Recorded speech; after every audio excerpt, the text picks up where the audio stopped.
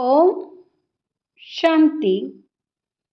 साकार मुरली 16 जुलाई 2024। सुनेंगे ईश्वरीय महावाक्यों को विस्तार से। मीठे बच्चे, ड्रामा की यथार्थ नॉलेज से ही तुम अचल, अडोल और एकरस रह सकते हो। माया के तूफान तुम्हें हिला नहीं सकते।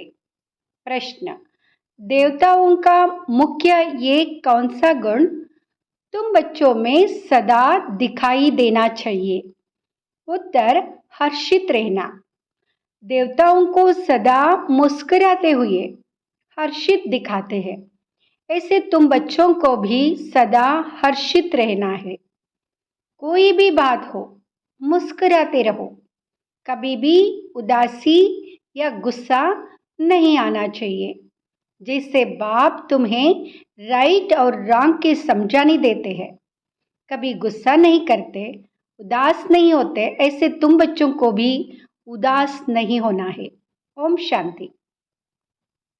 बेहद के बच्चों को बेहद का बाप समझाते। लौकिक बाप तो ऐसे नहीं कहेंगे, उनके तो करके 5-7 बच्चे होंगे। यह तो जो सभी आत्माएं हैं, आपस में ब्रदर्स है, उन सबका जरूर बाप होगा। कहते भी है हम सब भाई भाई है, सबके लिए कहते हैं। जो भी आएंगे उनके लिए कहेंगे हम भाई भाई है। ड्रामा में तो सभी बांधे हुए हैं, जिसको कोई नहीं जानते। यह ना जानना भी ड्रामा में नोंद है, जो बाप ही आकर सुनाते हैं। कथाएं आदि जब बैठ सुनाते हैं तो कहते हैं परमपिता परमात्माए नमः। अब वह कौन है यह जानते नहीं। कहते हैं ब्रह्मा देवता, विष्णु देवता, शंकर देवता, परंतु समझ से नहीं कहते हैं। ब्रह्मा तो वास्तव में देवता नहीं कहेंगे, देवता विष्णु को कहा जाता है। ब्रह्मा का किसको भी पता नहीं है। विष्णु देवता ठीक है, शंकर का तो कुछ भी पार्ट है नहीं, उनकी बायोग्राफी नहीं है। शिव बाबा की तो बायोग्राफी है। वहाँ आते ही है पतितों को पावन बनाने, नई दुनिया स्थापन करने। अभी एक आदि सनातन देवी देवता धर्म की स्थापना और सब धर्मों का विनाश होता है। सभी कहाँ जाते हैं? शांति धाम। शरीर तो सबके विनाश होने हैं, नई दुनिया में होंगे ही सिर्फ तुम। जो भी मुख्य धर्म है उनको तुम जानते हो, सबके तो नाम नहीं ले सकेंगे। छोटी छोटी टाल टालियाँ तो बहुत है। पहले पहले है डीटिज्म, फिर इस्लामी। यह बातें सिवाय तुम बच्चों के और कोई की बुद्धि में नहीं है। अभी वह आदि सनातन देवी देवता धर्म प्रायलोप है। इसलिए बनियन ट्री का मिसाल देते हैं। सारा झाड़ खड़ा है, फाउंडेशन है नहीं।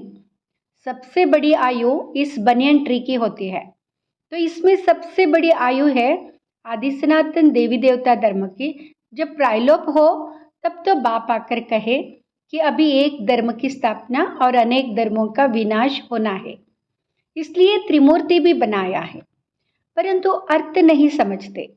तुम बच्चे जानते हो ऊंचते ऊंच भगवान है, फिर ब्रह्मा विष्णु शंकर, फिर सृष्टि पर आते हैं तो देवी देवताओं के सिवाय और कोई धर्म है नहीं। भक्ति मार्ग की भी ड्रामा में नोंद है। पहले शिव की भक्ति करते, फिर देवताओं की। भारत की ही तो बात है, बाकी तो समझते हैं हमारा धर्म मठ पंथ कब स्थापन होता है। जैसे आर्य लोग कहते हम बहुत पुराने हैं। वास्तव में सबसे पुराना तो है ही आदि सनातन देवी देवता धर्म। तुम जब जाड़ पर समझाते हो तो खुद भी समझ लेंगे कि हमारा धर्म फलाने समय पर आएगा।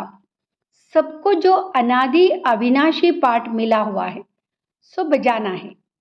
इसमें कोई का दोष व भूल नहीं कह सकते हैं। यह तो सिर्फ समझाया जाता है पाप आत्मा क्यों बने हैं। मनुष्य कहेंगे हम बेहद के बाप के सब बच्चे हैं, फिर सब ब्रदर सतयुग में क्यों नहीं है? परंतु ड्रामा में पाठ ही नहीं है। यह अनादि ड्रामा बना हुआ है, इसमें निश्चय रखो और कोई बात बोलो नहीं। चक्र भी दिखाया है कैसे यह फिरता है। कल्पवृक्ष का भी चित्र है, परंतु यह कोई जानते नहीं कि इनकी आयु कितनी है। बाप कोई की निंदा नहीं करते, यह तो समझाया जाता है। तुमको भी समझाते, तुम कितने पावन थे। अभी पतित बने हो तो पुकारते हो, हे पतित पावन आओ। पहले तो तुम सबको पावन बनना है, फिर नंबरवार पाठ बजाने आना है। आत्माएं सब ऊपर में रहती है, बाप भी ऊपर में रहते हैं। फिर उनको बुलाते हैं कि आओ। ऐसे वह बुलाने से आते नहीं है। बाप कहते मेरा भी ड्रामा में पार्ट नोंदा हुआ है, जैसे हद के ड्रामा में भी बड़े बड़े मुख्य एक्टर्स का पार्ट होता है। यह फिर है बेहद का ड्रामा। सब ड्रामा के बंधन में बांधे हुए हैं। इसका मतलब यह नहीं है कि धागे में बांधे हुए हो, नहीं। यह बाप समझाते हैं, वह है जड़ झाड़। अगर बीज चैतन्य होता तो उसको मालूम होता ना कि यह कैसे झाड़ बड़ा हो, फिर फल देंगे। यह तो है चैतन्य बीज, इस मनुष्य सृष्टि रूपी झाड़ का। इसको उल्टा झाड़ कहा जाता है। बाप तो है नॉलेजफुल, उनको सारे झाड़ की नॉलेज है। यह है वही गीता की नॉलेज, कोई नई बात नहीं है। यह बाबा कोई श्लोक आदि नहीं उच्चारते हैं। वो लोग ग्रंथ पढ़कर फिर अर्थ बैठ समझाते हैं। बाप समझाते हैं यह है पढ़ाई, इसमें श्लोक आदि की दरकार नहीं। उन शास्त्रों की पढ़ाई में कोई एम ऑब्जेक्ट है नहीं। कहते भी है ज्ञान भक्ति वैराग्य। यह पुरानी दुनिया विनाश होती है। सन्यासियों का है हद का वैराग्य, तुम्हारा है बेहद का वैराग्य। शंकराचार्य आते हैं तब वहाँ बैठ सिखलाते हैं गरबार से वैराग्य। वहाँ भी शुरू में शास्त्र आदि नहीं सिखाते। जब बहुत वृद्धि होती जाती है तब शास्त्र बनाने शुरू करते। पहले पहले तो धर्म स्थापन करने वाला एक ही होता है, फिर आहिस्ते आहिस्ते वृद्धि को पाते हैं। यह भी समझना है। सृष्टि में पहले पहले कौन सा धर्म था? अभी तो अनेक धर्म है। आदि सनातन देवी देवता धर्म था, जिसको स्वर्ग हेवन कहते हैं। तुम बच्चे रचयिता और रचना को जानने से आस्तिक बन जाते हो। आस्तिक बने का कितना दुख होता है। निधन के बन पड़ते हैं, आपस में लड़ते झगड़ते रहते हैं। कहते हैं ना, तुम आपस में लड़ते रहते हो, तुम्हारा कोई दनी दोनी नहीं है क्या? इस समय सब निधन के बन पड़ते हैं। नई दुनिया में पवित्रता सुख शांति सब था। अपार सुख थे, यहाँ अपरंपार दुख है। वहाँ है सतयुग के, यहाँ है कलयुग के। अभी तुम्हारा है पुरुषोत्तम संगम युग। यह पुरुषोत्तम संगम युग एक ही होता है। सतयुग त्रेता के संगम को पुरुषोत्तम नहीं कहेंगे। यहाँ है असुर, वहाँ है देवताएं। तुम जानते हो यह रावण राज्य है। रावण के ऊपर गधे का शीश दिखाते हैं। गधे को कितना भी साफ कर उस पर कपड़े रखो, गधा फिर भी मिट्टी में लेट कर कपड़े खराब कर देगा। बाप तुम्हारे कपड़े साफ गुलगुल बनाते हैं, फिर रावण राज्य में लितड़ कर अपवित्र बन जाते हो। आत्मा और शरीर दोनों अपवित्र बन जाते हैं। बाप कहते हैं तुमने सारा श्रृंगार गवा दिया। बाप को पतित पावन कहते, तुम भरी सभा में कह सकते हो कि हम गोल्डन एज में कितने श्रृंगारे हुए थे, कितना फर्स्ट क्लास राज्य भाग्य था। फिर माया रूपी धूल में लितड़ कर मैले हो गए, लितड़ कर मैले हो गए। बाप कहते यह अंधेरी नगरी है, भगवान को सर्वव्यापी कह दिया है। जो कुछ हुआ वह हुबहू रिपीट होगा, इसमें मूंझने की दरकार नहीं है। 5000 वर्ष में कितने मिनट, घंटे, सेकंड है। एक बच्चे ने सब धर्म वालों का हिसाब निकाल कर भेजा था। इसमें भी बुद्धि व्यर्थ की होगी। बाबा तो ऐसे ही समझाते हैं कि दुनिया कैसे चलती है। बाबा ऐसे ही समझाते हैं। प्रजापिता ब्रह्मा है ग्रेट ग्रेट ग्रैंडफादर, उनका ऑक्यूपेशन कोई नहीं जानते। विराट रूप बनाया है तो प्रजापिता ब्रह्मा को भी उड़ा दिया है। बाप और ब्राह्मणों को यथार्थ रीति जानते नहीं है, उनको कहते भी है आदिदेव। बाप समझाते हैं मैं इस जाड़ का चैतन्य बीज रूप हूँ। यह उल्टा जाड़ है। बाप जो सत्य है, चैतन्य है, ज्ञान का सागर है, उनकी ही महिमा की जाती है। आत्मा ना हो तो चल फिर भी ना सके। गर्भ में भी 5-6 मास के बाद आत्मा प्रवेश करती है। यह भी ड्रामा बना हुआ है।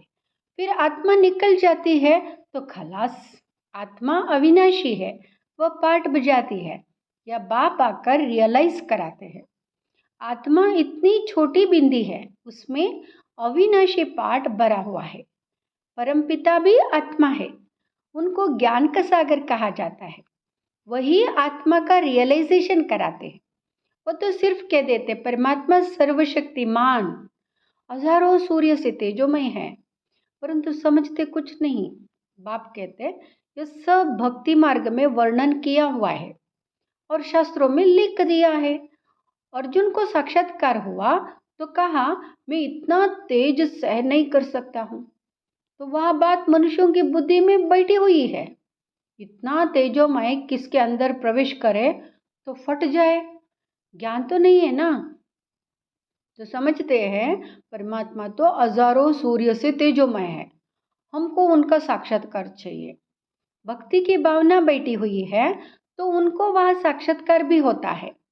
शुरू शुरू में तुम्हारे पास भी ऐसे बहुत साक्षात्कार करते थे, आंखें लाल हो जाती थी। साक्षात्कार किया, फिर आज वह कहाँ है? वह सभी है भक्ति मार्ग की बातें। तो यह सब बाप समझाते, इसमें ग्लानि की कोई बात नहीं है। बच्चों को सदैव हर्षित रहना है। यह तो ड्रामा बना हुआ है। मुझे इतनी गालियां देते, फिर मैं क्या करता हूँ? गुस्सा आता है क्या? समझता हूँ ड्रामा अनुसार यह सब भक्ति मार्ग में फंसे हुए हैं। नाराज होने की बात ही नहीं है। ड्रामा ऐसा बना हुआ है, प्यार से समझानी देनी होती है। बेचारे अज्ञान अंधेरे में पड़े हैं, नहीं समझते हैं तो तरस भी पड़ता है। सदैव मुस्कुराते रहना चाहिए। यह बेचारे स्वर्ग के द्वारे आ नहीं सकेंगे। यह सब शांतिधाम में जाने वाले हैं। सब चाहते भी शांति ही है, तो बाप ही रियल समझाते। अभी तुम जानते हो कि यहाँ खेल बना हुआ है। ड्रामा में हर एक को पार्ट मिला हुआ है। इसमें बड़ी अचल स्टेरियम बुद्धि चाहिए। जब तक अचल अडोल एकरस अवस्था नहीं, तब तक पुरुषार्थ कैसे करेंगे? कुछ भी हो, बल तूफान आए, परंतु स्टेरियम रहना है। माया के तूफान तो डेर आएंगे और पिछाड़ी तक आएंगे। अवस्था मजबूत चाहिए। यह है गुप्त मेहनत। कई बच्चे पुरुषार्थ कर तूफान को उड़ाते रहते हैं। जितना जो पास होगा उतना ऊंच पद पाएगा। राजधानी में पद तो बहुत है ना। राजधानी में पद बहुत है। सबसे अच्छे चित्र है त्रिमूर्ति, गोला और झाड़। यह शुरू के बने हुए हैं। विलायत में सर्विस के लिए भी यह 2 चित्र ले जाने हैं। इन पर ही वह अच्छी रीति समझ सकेंगे।